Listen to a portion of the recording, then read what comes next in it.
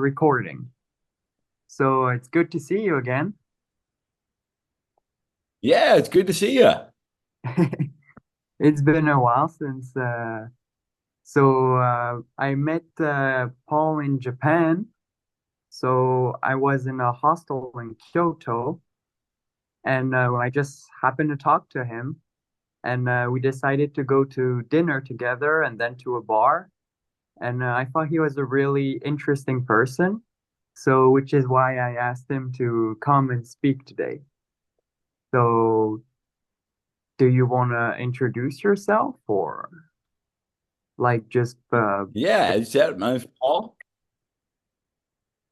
Yeah, it was great meeting you. Yeah, we were in Kyoto, like you said. I was kind of traveling through for a couple of weeks on a little bit of a trip. I'm a photographer, and so I came to Japan mainly to kind of travel, but and explore because I'd never been, but also to go up to Nagano to see and film the snow monkeys up oh, there. And yeah, and I was traveling around Japan for a few weeks before I had to do Vietnam. Yeah, it was great meeting you. Yeah. oh, the snow monkeys are awesome. Like you can look at them Oh, so out cool. and just never get bored basically. So Yeah. I take you've been there then? yeah, Nagano was actually the first place I visited in Japan. Like because I went in Oh, February and I just Googled where to find snow in Japan because like I needed a snow holiday. And so from Kansai, like the closest yeah. was Nagano, and I just ended up there. And at first, I just saw the city, and I was like, meh, like Nagano City in itself, not that great. But then actually, like I went outside, I saw the Yeah. snow, the people in the countryside. It's a great region. What Yeah, did yeah, it's absolutely beautiful. Taking the train through there. Oh, it's just incredible. have you been as well to Matsumoto or? I have not, no. When I was in Japan, it was kind of a shorter trip. It was only 2 weeks, so I just kind of did more of the standard route. I did Tokyo, Nagano, then Kyoto, and then Osaka, and then left. Oh yeah. Yeah, yours. So the reason, yeah, I invited you to travel is partly because like you're someone who travels a lot and has seen a lot of the world. So let's start let's talk about this. So right, like you're from America. What was like your life like in America? Have you always wanted to travel or? Uh, yeah, I think I've always wanted to travel. I've always had this desire to travel. I grew up in the United States, like I said, in Wisconsin, so kind of what we call the Midwest. And I grew up hiking, camping with my dad, fishing, hunting, and really fell in love with the outdoors and loved it. And we kind of started traveling to Florida. My grandparents had moved to Florida. So those were like the two things I would see, like Florida, Wisconsin, Florida, Wisconsin. That was it. And when I turned 18, I went on my first trip with just me and some friends. We went down to Florida for spring break and spent a week down there kind of traveling around. It was like my first like real travel as an adult, no parents. And just kind of really opened me up to like what the world had and like all these different places. And I was pretty hooked like right then and there. I was like, all right. So I went back home, graduated high school, and like maybe a month later, I was in a car driving to Florida and moving. And then, from there, I just kind of, bounced around and lived in the Caribbean for a few years. And then, yeah, the last like 4 years have been pretty nomadic, just kind of working and traveling. So the Caribbeans, like, so you said you went on like a boat trip and like that's how you decided you wanted to work there, or did you go to the Caribbean for the boating? Not exactly. I'd never been to the Caribbean. I just decided I wanted to finish university and I wanted a degree in marine biology. So I kind of started looking. I found a university down there in the U.S. Virgin Islands that offered that degree. It was pretty good school. So yeah, I'd never bet, and I applied. I got accepted, and next thing you know, I was selling everything and flying down there and moving there, and I spent 3 years getting a degree, and then I also got my captain's license while I was down there. So then I just kind of stuck around because I really liked it. And I would just kind of sail around the Caribbean and work. So it was like it's kind of somewhat seasonal because, they had like 9 months that they're really busy, then 3 months, it's like nothing during hurricane.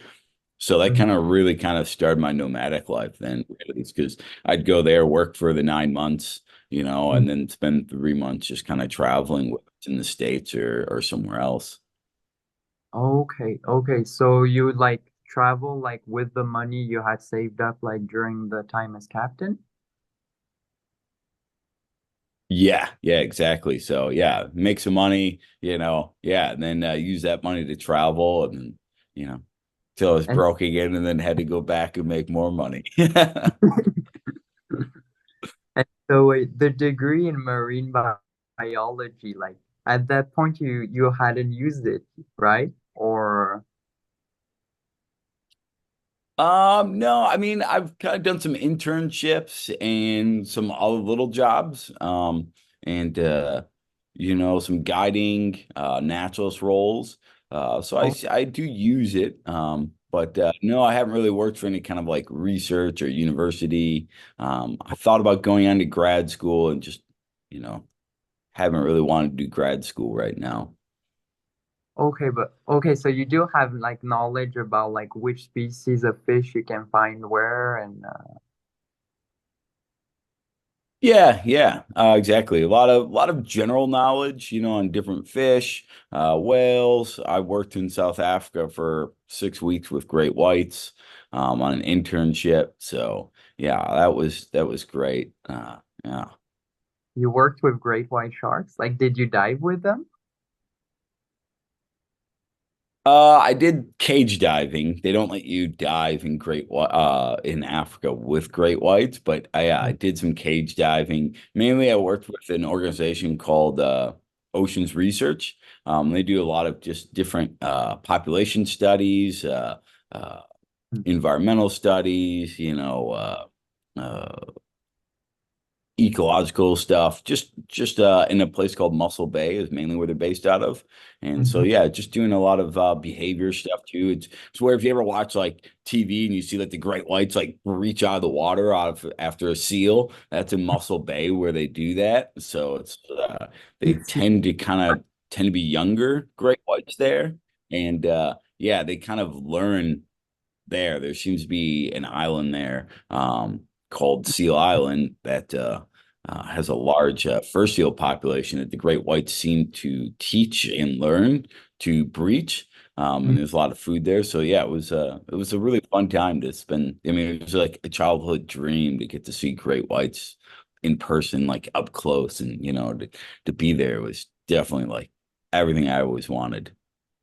I can imagine that's basically like every 4-year-old's dream.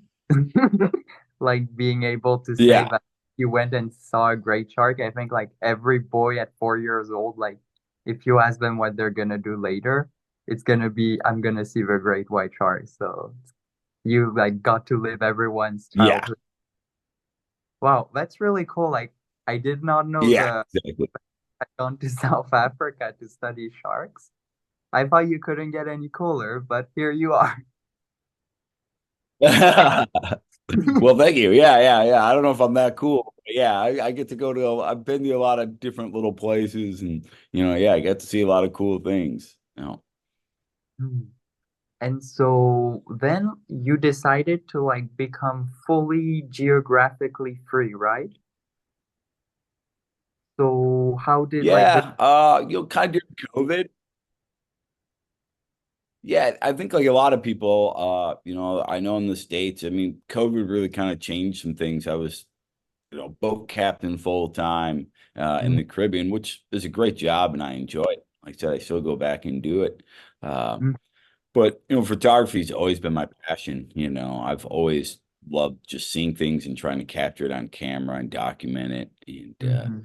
so I just decided during COVID, I was like, I want to save up, once things open back up, I'm going to save my money, and I'm just going to go fully remote and try to do that.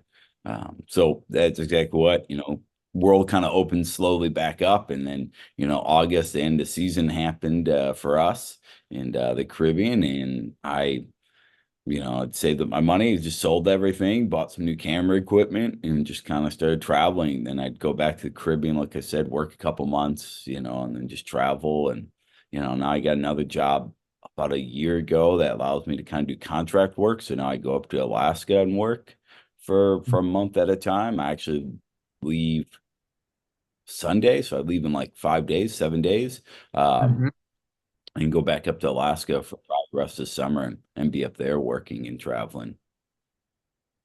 All right. Do you want to talk more about like that Alaska thing? So, like the contract work? Yeah, so I work for a company called Lindblad Expeditions, and they're partnered with National Geographic. And I have a role of photography instructor and naturalist. Since I do have a degree in marine biology and a photographer, I also have my captain's license, like I said, so I can drive the guests around on the smaller boats, not the big boat, but smaller boats. So I go up there and I work for them. They do like week-long trips, kind of like mini cruise ships. They take Mm-hmm. anywhere between 50 and 100 people max, depending on the boat. And we spend a week just cruising around Southeast Alaska, really just looking for wildlife and hiking. So we're looking for whales, orcas, of course, bears. We go hiking, we do zodiac cruising around the glaciers. And I'm there to kind of help, like I said, teach people photography, but then also talk a little bit about the environment and the ecology and, explain what we're seeing and why. We give presentations throughout the trip, like all of us. There's a group of us staff that work every week, who's, depending on the ship, and everybody's kind of got their expertise. Some are geologists, some are marine biologists, some are botanists. And so we all kind of got our specialties. And yeah, we'll give like presentations throughout the week then. And, just kind of like really just explore Alaska. So I go up there. I generally work, like we said, 3 weeks to a month, and then I'm off for a couple weeks. And then, I do that all summer long in Alaska. Wow. And so your insights about like the environment and how everything works, do you get it more from talking to like the other, because your area is marine biology, right? But like, do you get it more Correct. on the other stuff from other specialists or from just exploring and observation or like, or are you still It's a like combination of focused both. on marine bio? Okay. Because I imagine like you spend quite a lot of time like Yeah, so observing, it's right? Yeah, and I mean the staff we work with is just incredible. So it's like we like joke around. We're all like all nerds, when it comes to like science stuff. So like yeah, Mm-hmm. it's great. We everybody's kind of teaching each other things, and like someone will like bring up something like, "Oh, look at that bird because this bird's so special because it does this and you're never gonna see this other than this bird." And so then it's like, "Oh, wow, this is really cool." And then, I might learn something or somebody teaches me something, so then I'll like pick up maybe like a book then about it or go online and start researching some more about it. And we also get a lot of amazing guests that are like a lot of our guests are very well educated, come from a science background or an engineering background, and have a passion for the environment. So there's quite a bit I've actually learned from other guests too, like that they've taught me. So it's always fun. But yeah, then I do a lot of like reading, just enjoy reading about, different wildlife. Mm-hmm. Oh yeah, I can imagine. And so in Alaska, what's like the coolest thing you see? Oh, I mean, so bubble net feeding is like one of my favorites. Um, Mm-hmm. if you're not familiar with that, so humpback whales come to Alaska for the summer. It's where they Oh, generally feed. It's their feeding grounds. They're solitary animals. They generally like are just going to be by themselves. They don't live in a pod or anything. So generally, if you see humpbacks together in the same area, it's just because there's a lot of food available. But there's a small population of humpback whales that do bubble net feeding. So all humpback whales bubble net feed, which is essentially they'll dive, and when they dive, they'll make a circle, and as they circle, they'll release little bubbles, and it Mm-hmm. scares the prey into a smaller area, and then the whale will kind of lunge up through that and with their mouth open and grab a mouthful of like krill. But there's a small population of humpbacks, like 70 to 100, they estimate, in the world that come to Alaska in the summer that will actually feed together. So it's a communal feeding strategy, and they don't know when it started exactly, but it's been going on observed for quite a while now. Mm-hmm. But like you might get like 20, 30 humpbacks that all feed together, and they all seem to know their role. Like they somehow communicate, and you'll know your role, I know my role, and everybody's like, and there's like a team captain basically, and they're all diving, making this large bubble net feeding, schooling this entire group of prey. And then like one that's in charge will make a call, and then all the whales will dive down and then come up together and feed. So you'll get like 20, 30 humpback whales like reaching out of the water, all grabbing food. And it's really cool to get to witness that because it's such a unique event. So to see that, and I've seen like baby humpbacks, like juvenile humpbacks, Mm-hmm. being taught from other humpbacks, which is really cool to watch. So you can see like maybe it's only like two or three of them, but they can, they're teaching this juvenile, okay, this is what you do. And it's really kind of interesting to see, an animal teaching another animal. Yeah. Like the intelligence of whale makes them like particularly interesting. Because for instance, the bubble net fishing, like that organization and who has which role, like do you think it's cultural and like they teach it to each other, or it's like it has like some part of genetics and like is the leader like the oldest whale, or how does that work? Like I'm fascinated. Yeah, there's a lot of like studies and people observing and watching, and they're trying to figure it out. Like I said, it does seem to be like cultural, like moms seem to teach their young. Oh, But I don't know, and I'm not an expert on it. I don't know if there's like, so if you learn from your mom, but I don't know if like if you come over and you've never done it, you're an older adult whale, if they teach old other adult whales how to do it, or if it's only their young they teach that then teach other young in whales, which seems to be the case, but I don't know for sure if they're teaching outside whales how to do it. But yeah, and I don't know who's in charge. Like, yeah, there's a lot we don't know. Like there's some organizations like called Happy Whale up there that's doing a lot of study and tagging and watching and observing these whales and how they're doing it and trying to figure out, they've stuck the acoustics down there and listened to them. It's really, really cool. But yeah, we don't know like how they're exactly communicating. I mean, we can hear it, but we don't obviously speak whale. So we don't know exactly what's going on down there and how they decide who's in charge and if their roles change. Are they always in charge, or one time they in charge, maybe next time they're one of the, outside net people, we don't know. yeah, that would be fascinating. It's kind of one of my dreams actually to use like AI to actually kind of try to decode like basic whale like sentence structures. Like I always thought that would be the coolest thing ever to be able to understand like what they're saying.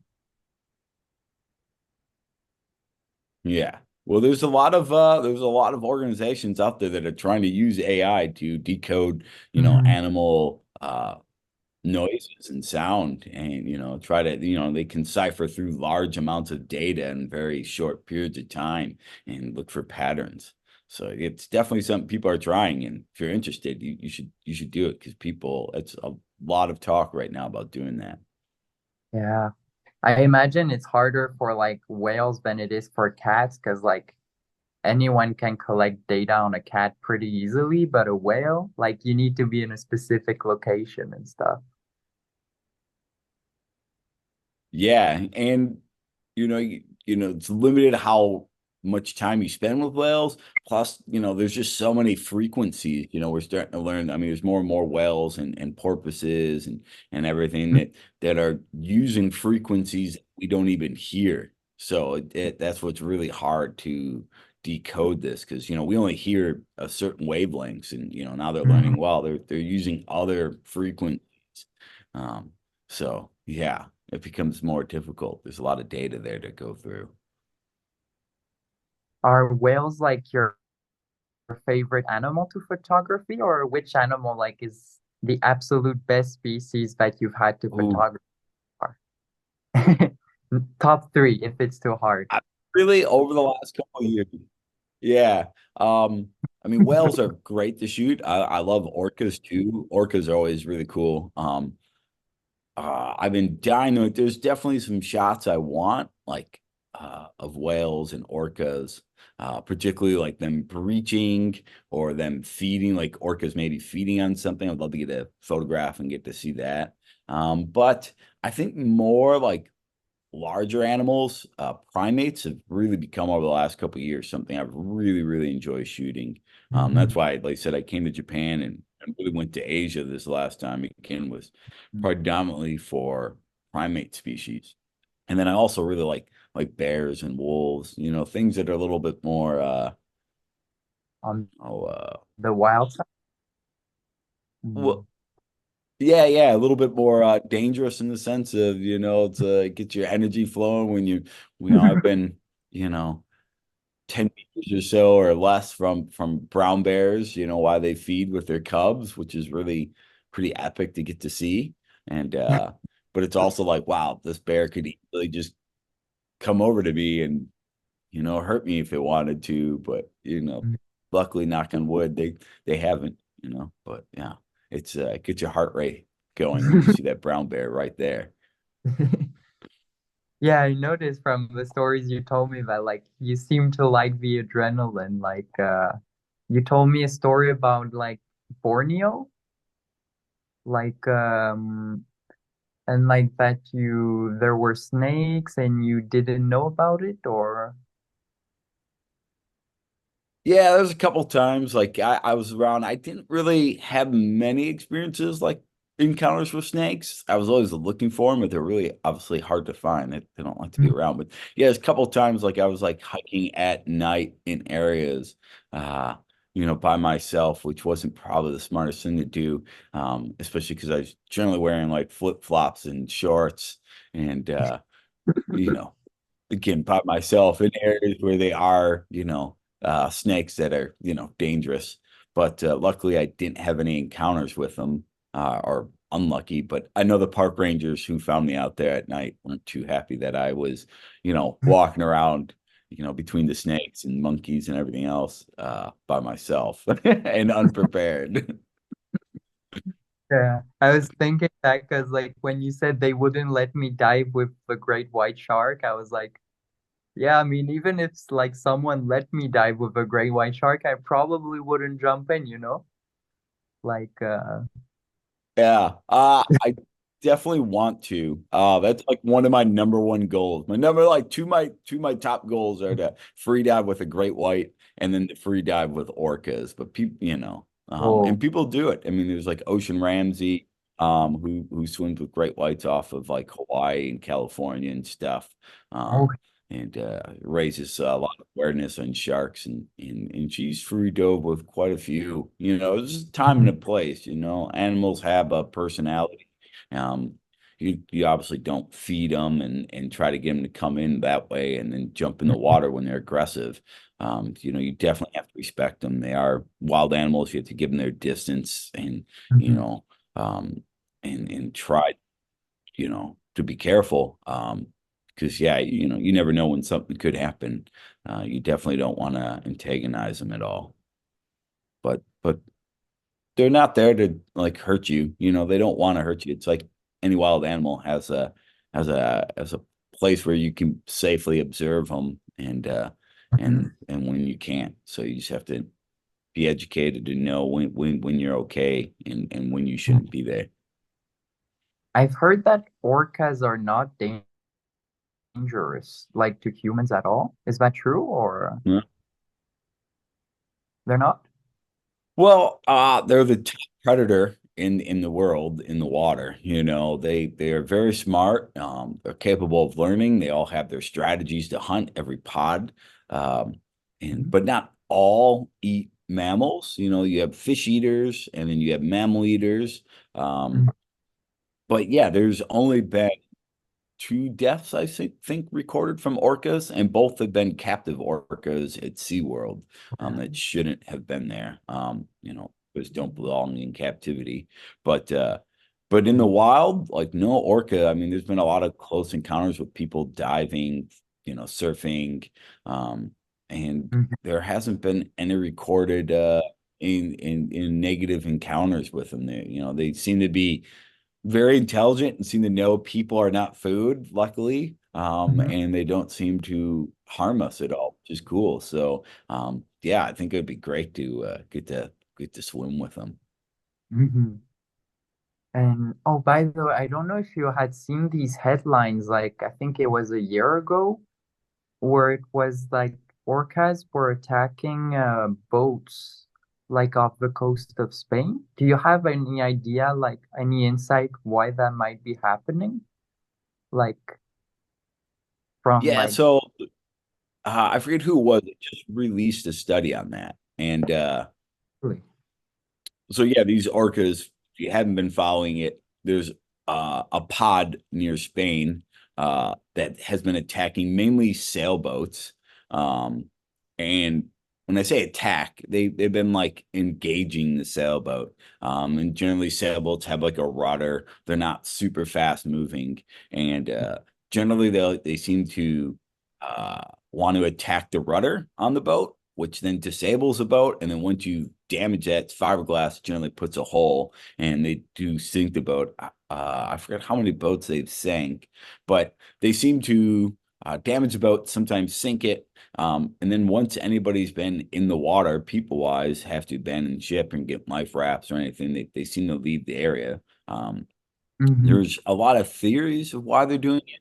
The latest one is really so orcas, I said, are very smart. And they actually go through like fads, kind of like people. You know, we go through a fad, maybe a hairstyle or certain clothing that's like really popular. And orcas seem to do the same thing. The classic example is in like 19, I think it was 88, 87. There was an orca in Washington off the west coast of the United States. It was observed carrying a dead salmon across its forehead and swimming with it, and would leave it there, kind of wear it like a hat. And once this one orca did it, all the other orcas started doing it. And it went on for like a year. Like you see this like orca with like salmon on its head. Um, and then all of a sudden it stopped, and nobody's ever seen it really again. I don't really think anybody's ever observed an orca just wearing a salmon really since. And so that's what they think it is. They think it's a fad that they're like just going through, and for whatever reason, they seem to be having fun playing with boats, and it's like this little fad, and maybe they'll eventually get over it and stop doing it. So the orcas are basically having their TikTok challenge, destroy a boat. Yeah, yeah, it's a good way of putting it. It's a TikTok challenge, destroy a boat. All right. And so what's like your coolest picture? Like, what's your favorite picture? If you could only show one picture, what would it be? Ooh, that's a tough one. I can only show one picture. Um, I think one of my favorites is when I was in Borneo a little over a year ago. You know, they have orangutans, and I got this incredible like picture of an orangutan mom with her baby, and like it was a pretty cool experience for me. I mean, I had Mhm. to, you know, I was the only one there, and at first I was like walking in this like came around this corner, and there was just like this orangutan like just a couple meters from me, and so at first it was a little frightening because she was so big, and then I Yeah. just kind of like backed off, and you know she seemed to be used to seeing people, and she didn't Mhm. mind me at all. And she's kind of kept doing her thing. And her baby he was there with her. So that was a pretty incredible moment. So that picture, every time I see that picture, like just it's not the most amazing picture in the world. I mean, it's a pretty good photo. Don't get me wrong. It's probably not winning any competitions. It's nothing unusual, but me, that's like probably my favorite photos because it just every time I see that photo, it brings me right back to that, like that whole morning and that whole encounter. And the baby kept holding out its hand, like it would just like look back and look at me and put out its hand and like try to like it like wanted me to like come over and like it wanted to play. Like you could see it like recognize me as like something not harmful and like something close to him, so it was yeah, I just wanted to go over there so much and just like play with it, and touch it, but obviously I didn't, I kept my distance. But yeah, that was a pretty cool experience for me. Yeah, monkeys, like they do have this thing where they their eyes feel so intelligent and they're almost a bit scary you in know the sense that you don't know how intelligent they are. Like you don't know the limit of it. Is it like should you treat it like a human? Like exactly like a human? Should you treat it like and you don't know like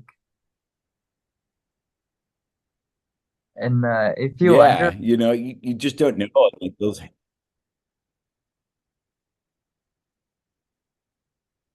like yeah if Yeah, you yeah. I mean, they're just, yeah, it's so fascinating when you look at them. Oh, sorry. I think there's a leg, so I think I don't mean to step over you. oh, no problem. Like Yeah. yeah, very relaxed. So I started talking and then your audio arrived and like kept in the loop. Oh yeah, I was just saying like monkeys, if you underestimate them, like I remember in Sri Lanka, my dad was eating a fruit and then like this monkey peed on him. And so my dad, like out of anger, almost threw the fruit at him, like at the monkey. But that was exactly why the monkey did it.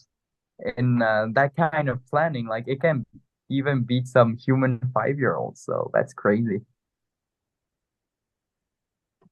Yeah. I can't remember whether it was Sri Lanka. Someone was telling me a story where there's a place where the monkeys have like learned to take people's cell phones because obviously they're important to us and they don't know how to use them. They just know everybody has them. And they'll steal your cell phone. Uh and then they like just stay just out of reach and they like wave your phone and they want Mhm. to trade them with you. You have to give them food and then they'll give you their phone or whatever they stole from you back, Oh, because the phone to them isn't worth $1,000 or whatever. They just want an apple or a banana or whatever, so or a drink. But they've learned almost like a barter, like, they just it's yeah. pretty fascinating that a monkey has learned that, hey, if I steal this, like you said, or if I pee in the man, he's gonna get mad and he's gonna throw his food at me. Monkey Mafia. Yeah. Yeah, you definitely have to watch out for them when you're out there. Certain, especially like the macaques, those macaques can be pretty mean. Hmm.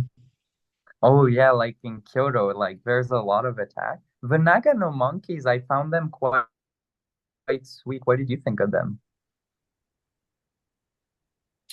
Yeah, I was a little bit nervous because they are a type of macaque, and all my experiences with them, yeah, they usually try to steal things.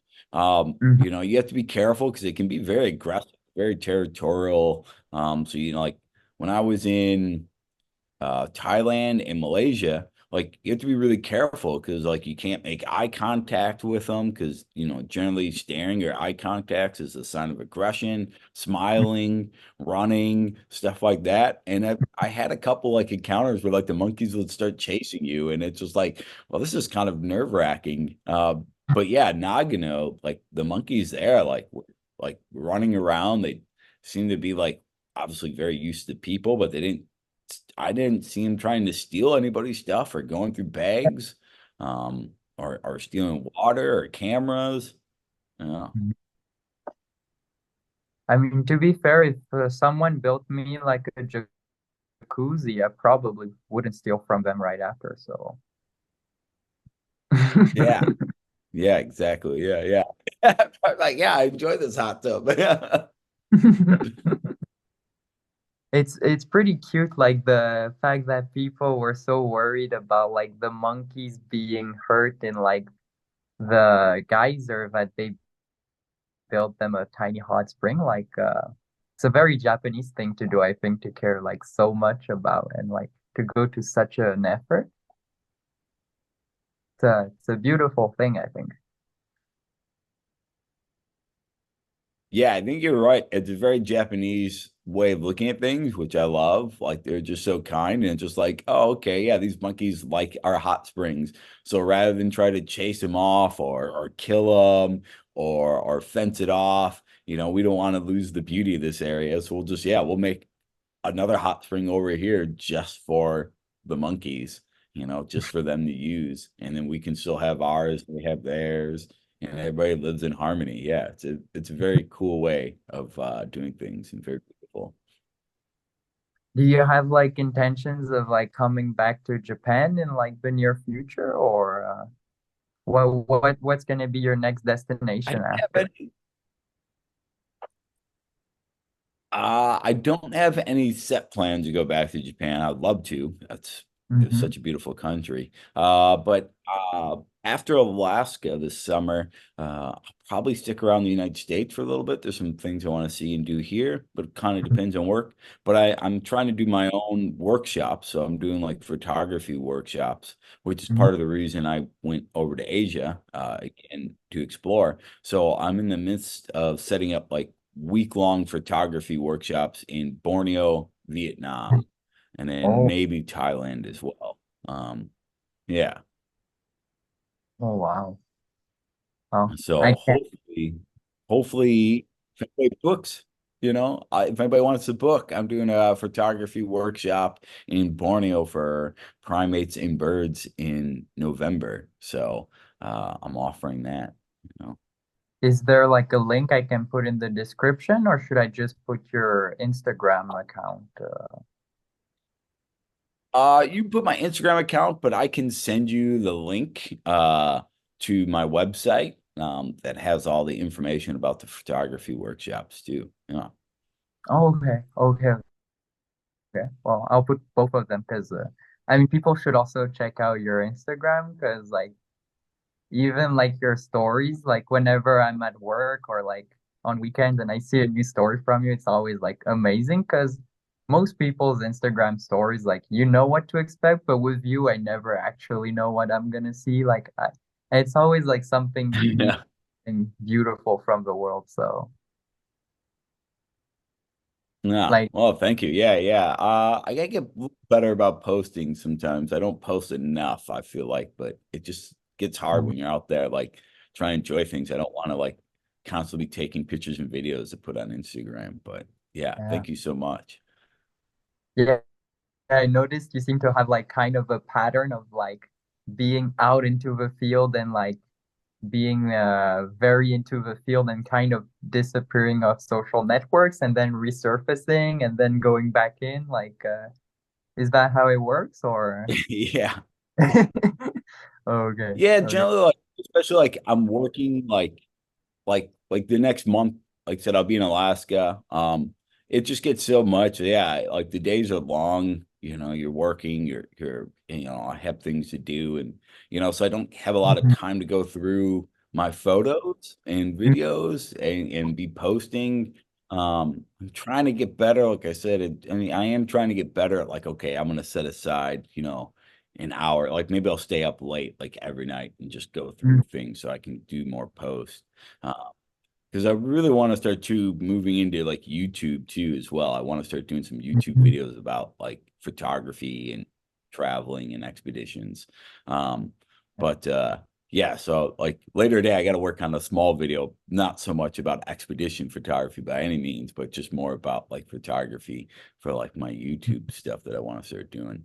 But yeah, so I gotta get a little bit better at like time management. But yeah, when I'm mhm, out there, I get so busy. Then I get these like couple mhm. weeks. Okay, no, I'm not really doing anything. I just work all day like an office job type thing and like just hammer out like material. Yeah, that's kind of like the struggle for every creative, right? You want to just spend all your time on like doing the fun, like creative stuff, which is what you're doing it for. But at the same time, you also have to like get into like the marketing and like all the social media stuff. And I guess it like for you, it's less fun. And like for most people, they don't get into like the creative stuff for the marketing and the social media. Yeah, it's like a necessary evil. I have to do it to get my name out there and find clients and jobs and all that. And I enjoy it to an extent, but I'm not as good at it. And it takes me a long time to like try to put together a video or, to put out there. Like I know there's some people probably put out like videos like really easy. And then me, it's like I feel like it takes me like days and weeks to plan and figure something out and edit a video. It's only like a 20-second reel on Instagram. But yeah, it is fun to do, I like doing it and I do like getting some like feedback from people and that people enjoy it. Um, but yeah, I wish I had the money to pay somebody to do that side of things for me. Same, same. But I looked at editors and they're quite expensive actually. So like professional Yeah. editors. But anyways, yeah, I'll be sure to actually check out like well all your new projects then like and all your new photos as well. So you're gonna be setting up like the Yeah, yeah. so first like you're gonna go to America and then you're gonna go more around Asia, right? Yeah, like I said, I'm hoping like November through like January is a good time to be over there, like in Malaysia, on the Malaysian side of Borneo filming. There's a lot going on. The weather's really good, so I'm hoping to go there. Like I said, I'm trying to set up photography workshops in Borneo for like primates and birds. Mm. And then maybe Vietnam as well, because it's very good for primates. And then also in Tanzania, I'm working with a guy I know that I worked with in the past in Tanzania that has a guiding service to set up photography workshops over there for, more your lions, your big five there. So hopefully maybe do that in February. Oh, But we shall see. Hopefully I gotta work on that and get that on my website and get that on my Instagram as well. Uh, and you just start adding offering that. But yeah, it should be yeah. you just adding cool And stuff then like yeah, and then I'll be in the States as well. okay. Oh. Oh, wow. Honestly, I can't wait to see it. And so if you guys wanna like stay in the loop and actually like we'll see how like Paul's projects go on and if you want to be a part of them, like all the links to the Instagram, like to the website will be in the description. And so well, thank you for coming, like and thank you for taking like the time to do this. And, like you're a very interesting Yeah, person. no, thank you. Mm. Ah, ah, appreciate it.